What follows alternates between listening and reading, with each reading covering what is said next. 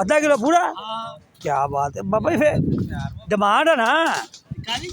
भाई उनकी डिमांड आ हाँ जी मिठू भाई गल इदा वा कि अज है पहला दिन साल का ते तेरी मेहरबानी थोड़ी जी स्पीड मार टाइम ना छत बन मेरा भरा कोई होर कम भी करना चाह ने तेन पता जुमेरात आ तू आ देख ना मुच्छा दे विच हस रहा इहदे कम चेक कर दो हाँ जी तेरा कम सी अज पहला दिन सी ते धूड़ पटदे नहीं तू कम वाली मर्जी है यार तेरी मिठू यार असी तेरिया तरीफा कर करके थक गए यार कि मिठू की स्पीड 140 दी है हाँ तो जेडे मिठू के काम आ मैनू लगता 0-0 दे मिठू भाई गैलरियां आ गई हुण उन्हां दियां हैं ओही तेरी आंटी दियां